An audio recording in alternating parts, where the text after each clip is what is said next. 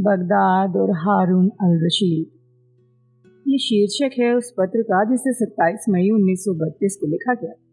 दूसरे देशों की चर्चा करने से पहले अरबों की कहानी हम जारी रखेंगे। जैसा मैंने अपने पिछले पत्र में बताया था, करीब 100 सालों तक खलीफा लोग हजरत मोहम्मद के वंश की उमैया शाखा से हुआ करते थे। उनकी राजधानी दमिश्क थी और उनकी हुकूमत में मुसलमान अरबों ने इस्लाम का झंडा दूर दूर के देशों पर पहुंचा दिया था। एक तरफ तो अरब लोग दूर दूर के देशों को जीतते थे, दूसरी तरफ अपने घर में लड़ते झगड़ते रहते, अक्सर गृह युद्ध हुआ करते थे। आखिरकार मोहम्मद के वंश के एक दूसरे घराने ने, जो चचा अब्बास की संतान था और अब्बासी कहलाता था, उमैया खानदान को गद्दी से उतार दिया। अब्बासी लोग उमैयों के जुल्म का बदला लेने आए थे, लेकिन फतह हासिल करने के बाद उन्होंने जुल्म और हत्या में उमैयों को भी मात कर दिया। उमैयों को जहां पाया पकड़ लिया और उन्हें बेरहमी से कत्ल कर दिया। यहीं से 750 ईस्वी में अब्बासी खलीफाओं के शासन का लंबा समय शुरू होता है। ये शुरुआत में शुभ या मंगलमय नहीं थी, फिर भी अरब इतिहास में अब्बासी काल काफी चमकदार समझा जाता है। इस जमाने में उमैयों के समय के मुकाबले बहुत परिवर्तन होने लगे थे। अरब के गृह युद्ध ने सारे अरब साम्राज्य को हिला दिया। अब्बासी लोग अपने देश में तो जीत गए, लेकिन सुदूर स्पेन में अरब हाकिम ने, जो उमैया था, अब्बासी खलीफा को मानने से इनकार कर दिया। उत्तर अफ्रीका या इफ्रीकिया में सूबेदारी बहुत जल्दी स्वाधीन हो गई। मिस्र ने भी यही किया, बल्कि उसने तो अपना खलीफा ही घोषित कर दिया। मिस्र तो इतना नजदीक था कि उसे धमकाया जा सकता था और मातहती कबूल करने के लिए मजबूर किया जा सकता था, और समय समय पर ऐसा होता भी रहा। लेकिन इफ्रीकिया में कोई दखल नहीं दिया गया और स्पेन तो इतना दूर था कि उसके खिलाफ कोई कार्यवाही संभव नहीं थी। इस तरह अब्बासियों के खलीफा होने पर साम्राज्य के टुकड़े हो गए। अब खलीफा सारी दुनिया का प्रमुख नहीं था और ना ही अमीरुल मोमिनीन रह गया था। मुसलमानों में एकता नहीं रही और स्पेन के अरब और अब्बासी एक दूसरे से इतनी नफरत करते थे कि जब एक पर आफत आती तो दूसरा खुशी मनाता। इन तमाम बातों के बाद भी अब्बासी खलीफा बहुत बड़े बादशाह थे और साम्राज्यों के लिहाज से उनका साम्राज्य बहुत बड़ा था। वो पुराना अकीदा और जोश, जिन्होंने पहाड़ों को जीता और जंगल में आग की तरह फैल गए थे, अब नजर नहीं आते थे। सादगी नहीं बची थी, लोकतंत्र खत्म हो गया था। अमीरुल मोमिनीन और ईरानी शहनशाहों में, जिन्हें पहले के अरबों ने हराया था, या कुनसुनतुनिया के सम्राट में कोई खास फर्क नहीं रह गया था। पैगंबर मोहम्मद के ज़माने में अरबों में एक अजीब जिंदगी और ताकत थी, जो बादशाहों की सेना की ताकत से बिल्कुल अलग थी, और अपने ज़माने की दुनिया में उसने अपना सिक्का जमाया था। उनकी दुर्निवार विजय यात्राओं के सामने सेनाएं और बादशाह धूल में मिलते गए। जनता इन बादशाहों से तंग आ गई थी और बादशाहों के आने से उसके दिल में बेहतर दिनों की और सामाजिक क्रांति की उम्मीद पैदा हो गई थी। लेकिन अब हालत बदल गई थी। रेगिस्तान के लोग अब महलों में रहते और खजूरों की जगह बढ़िया से बढ़िया पकवान खाते थे। वो सोचते थे कि हम तो काफी आराम में हैं, फिर सामाजिक क्रांति या किसी परिवर्तन के झंझट में क्यों फंसे। शान शौकत में वो पुराने साम्राज्य की होड़ में लग गए और उनके कई बुरे रस्म रिवाज अपना लिए। एक मैं तुम्हें बता चुका हूँ, बुरा रिवाज स्त्रियों का पर्दा। राजधानी दमिश्क से हटकर इराक में बगदाद चली गई। राजधानी की ये बदली महत्वपूर्ण थी, क्योंकि बगदाद ईरानी बादशाहों के गर्मी में रहने की जगह थी, और चूंकि दमिश्क की बनिस्बत वो यूरोप से बहुत दूर थी, इसलिए अब अब्बासियों की नज़र यूरोप की बनिस्बत एशिया की तरफ ज़्यादा रहने लगी। कुनसुनतुनिया पर कब्जा करने की कोशिशें होती रहती। यूरोपीय राष्ट्रों में कई युद्ध हुए, लेकिन ज़्यादातर युद्ध बचाव के लिए होते। देशों के विजय के दिन लद गए थे। अब्बासी खलीफा अपने बचे हुए साम्राज्य को मजबूत करने में लग गए। स्पेन और अफ्रीका के बिना भी ये साम्राज्य काफ़ी बड़ा था। बगदाद तुम इसे भूल तो नहीं गई? और क्या अलिफ लैला के हारून अल रशीद और शहजादी की अद्भुत कहानियाँ तुम्हें याद हैं? अब्बासी खलीफाओं के राज में जो शहर बढ़ा वो अलिफ लैला का शहर था। बगदाद एक लंबा चौड़ा शहर था, जिसमें महल, सरकारी दफ्तर, स्कूल, कॉलेज, बड़ी दुकानें, पार्क और बगीचे थे। यहाँ के सौदागर पूर्व और पश्चिम के देशों में बड़ा भारी व्यापार करते थे। ढेरों सरकारी अफसर साम्राज्य के दूर दूर के हिस्सों से बराबर संपर्क बनाए रखते। सरकार दिन पर दिन पेचीदा होती जा रही थी। महकमे बहुत सारे थे। साम्राज्य के कोने कोने से राजधानी तक चिट्ठी पत्री लाने का इंतजाम बहुत अच्छा था। शफा खाने काफी संख्या में थे। विद्वान, विद्यार्थी और कलाकार पूरी दुनिया से बगदाद आते, क्योंकि ये मशहूर था कि खलीफा सब विद्वानों और कुशल कलाकारों का स्वागत करता है। खलीफा खुद खूब ऐश आराम की जिंदगी गुजारता, गुलामों से घिरा रहता। उसकी बेगमें हरम में रहती। हारून अल रशीद के ज़माने में, यानी 786 से 809 ईस्वी तक अब्बासी साम्राज्य अपनी ज़ाहिरा शान शौकत की चोटी पर था। हारून के दरबार में चीनी सम्राट और पश्चिमी सम्राट शार्लमैन के राजदूत आए।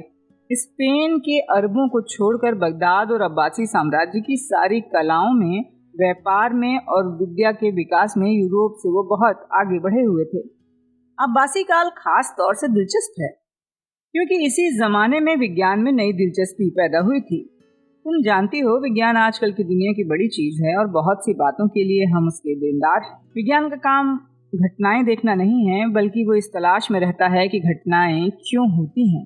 विज्ञान प्रयोग करता है, बार बार कोशिश करता है, कभी असफल होता है, कभी सफल होता है, और इस तरह धीरे धीरे मनुष्य जाति के ज्ञान को बढ़ाता रहता है। आजकल की हमारी दुनिया प्राचीन या मध्यकालीन दुनिया से बिल्कुल अलग है। ये बड़ा फर्क ज्यादातर विज्ञान की वजह से है। प्राचीन देश में हमको मिस्र, चीन या भारत में वैज्ञानिक तरीका नहीं दिखाई देता। यूनान में कुछ अंश जरूर पाया जाता है। रोम में इसका अभाव था, लेकिन अरब में खोज की वैज्ञानिक भावना पाई जाती थी। इसलिए अरबों को आजकल के विज्ञान का जन्मदाता कह सकते हैं। अरबों ने आयुर्वेद और गणित जैसे कुछ विषयों में भारत से बहुत कुछ सीखा था। भारतीय विद्वान और गणितज्ञ बड़ी संख्या में बगदाद जाते थे। बहुत से अरबी विद्यार्थी उत्तर भारत में तक्षशिला आया करते थे, जो उस समय बहुत बड़ा विश्वविद्यालय था और आयुर्वेद की शिक्षा के लिए खास मशहूर था। आयुर्वेद की बहुत सी संस्कृत पुस्तकें अरबी जबान में खास तौर से अनुवाद की गई थीं। बहुत सी चीजें अरबों ने चीन से सीखी, जैसे कागज बनाना। लेकिन जो कुछ उन्होंने दूसरों से सीखा, उसकी बुनियाद पर अपनी खोजें करके उन्होंने बहुत सी महत्वपूर्ण इजादे की। सबसे पहले उन्होंने दूरबीन और कुतुबनामे बनाए। चिकित्सा में अरब के हकीम और जर्राह सारे यूरोप में मशहूर थे। इन तमाम दिमागी हलचलों का मुख्य केंद्र बगदाद था। पश्चिम में अरबी स्पेन की राजधानी कुर्तुबा में ऐसा ही केंद्र था। अरबी दुनिया में इस तरह के और कई विश्वविद्यालयों के केंद्र थे जहां दिमागी जीवन बहुत उन्नति पर था। लेकिन एक अरबी इतिहासकार के अनुसार इस्लाम की राजधानी इराक की आंख, साम्राज्य की गद्दी और कला, संस्कृति और सौंदर्य का केंद्र बगदाद इन सब मशहूर शहरों से बढ़ा चढ़ा। इसकी आबादी 20 लाख से ज़्यादा थी। ये आजकल की कलकत्ता या मुंबई से बहुत बड़ा था। तुम्हें यह जानकर दिलचस्पी होगी कि मोजा और जुराब पहनने की आदत सबसे पहले बगदाद के अमीरों से शुरू हुई थी। फ्रांसीसी शब्द शेमीज यानी कुर्ता कमीज से निकला है। कमीज और मोजा दोनों चीज़ें अरबों से कुंस्तुनतुनिया के विंजेतीनों ने ले ली और फिर वहाँ से यूरोप पहुँच गई। अरब लोग हमेशा दूर दूर देशों की यात्रा करते थे। इन्होंने अपनी लंबी लंबी यात्राएं जारी रखी और अफ्रीका में, भारत के किनारों पर, मलेशिया में और चीन तक अपने उपनिवेश कायम किए। अल बरूनी एक मशहूर अरब यात्री था जो भारत आया था। वो भी इंसान की तरह अपने सफ़र का लिखा हुआ हाल छोड़ गया है। अरब लोग इतिहास लेखक थे और इनकी ही किताबों और इतिहासों से हमें इनके बारे में बहुत सी बातें मालूम होती हैं। हम सब जानते हैं कि वो सुंदर किस्से और फसाने लिख सकते थे। हजारों लाखों आदमियों ने अब्बासी खलीफाओं का और उनके साम्राज्य का नाम तक नहीं सुना है, लेकिन अलिफ लैला यानी 1000 रातों में बयान किए हुए रहस्य और फसानों के नगर बगदाद को कौन नहीं जानता। कल्पना का साम्राज्य अक्सर सचमुच के साम्राज्य से ज़्यादा टिकाऊ और असली होता है। हारून अल रशीद की मृत्यु के बाद अरब साम्राज्य पर आफत आ गई। दंगे फसाद होने लगे। साम्राज्य के कई हिस्से हो गए। सूबों के हाकिम मोरूसी शासक बन गए। खलीफा कमज़ोर हो गए। यहाँ तक कि एक ऐसा वक्त आया जब खलीफा का राज्य सिर्फ बगदाद शहर और आसपास के गांवों पर रह गया। एक खलीफा को तो उसके सिपाहियों ने महल से बाहर घसीट कर कत्ल कर दिया। फिर थोड़े दिनों के लिए कुछ एक जोरदार व्यक्ति पैदा हुआ जो बगदाद से बैठे बैठे हुकूमत करने लगा और जिन्होंने खलीफाओं को अपना मातहत बना लिया। इस समय इस्लाम की एकता दूर के बीते हुए ज़माने की बात हो गई थी। मिस्र से लेकर एशिया के खुरासान तक सभी जगह अलग अलग राज्य बन गए थे। दूर पूर्व से बहुत से घुमक्कड़ कबीले पश्चिम की तरफ बढ़ने लगे। मध्य एशिया के पुराने तुर्क मुसलमान हो गए। उन्होंने आकर बगदाद पर कब्जा कर लिया। इनको सेल्जुक तुर्क कहते हैं। इन्होंने कुंसुनतुनिया की बिजेंतीन सेना को पूरी तरह हराकर यूरोप को हैरत में डाल दिया, क्योंकि यूरोप के लोगों का ख्याल था कि अरबों और मुसलमानों के बीच ताकत खत्म हो चुकी है, लोग दिन पर दिन कमज़ोर हो रहे हैं। ये बात सच थी कि अरब लोग बहुत गिर चुके थे, लेकिन अब सेल्जुक तुर्क इस्लाम का झंडा ऊंचा रखने और यूरोप को चुनौती देने के लिए मैदान में उतर आए थे।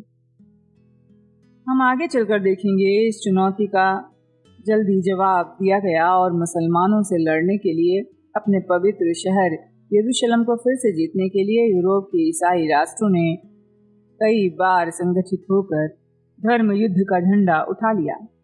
100 वर्षों से ज़्यादा तक सीरिया, फिलिस्तीन और एशिया कोचक के हुकूमत के लिए इस्लाम और ईसाइयत की लड़ाइयाँ हुईं। दोनों ने एक दूसरे को परास्त किया। इन देशों की चप्पा चप्पा ज़मीन मनुष्य के खून से तर कर दी गई। इन हिस्सों के खुशहाल शहरों की महानता और तिजारत खत्म हो गई। हरे भरे खेत वीरान कर दिए गए। इसी तरह ये लोग एक दूसरे से लड़ाइयाँ लड़ते रहे। इनकी लड़ाइयाँ खत्म नहीं होने पाई थीं कि एशिया के उस पार मंगोलिया में दुनिया को हिलाने वाला चंगेज़ खान पैदा हुआ। एशिया और यूरोप को तो इसने आगे चलकर वास्तव में हिला दिया। इसने और इसके वंशजों ने बगदाद और उसके साम्राज्य को हमेशा के लिए ख़त्म कर दिया। जब मंगोल लोग बगदाद के विशाल और मशहूर शहर का निपटारा कर चुके थे तो वो सिर्फ मिट्टी और राख का ढेर रह गया। उसके 20 लाख निवासियों में से ज़्यादातर मर गए थे। ये बात 1258 ईस्वी की है। बगदाद अब फिर एक खुशहाल शहर है और इराक की राजधानी है, लेकिन वो अपने पुराने रूप की सिर्फ छाया है, क्योंकि मंगोलों की ढाई हुई मौत और बर्बादी के असर से वो कभी पनप नहीं पाया।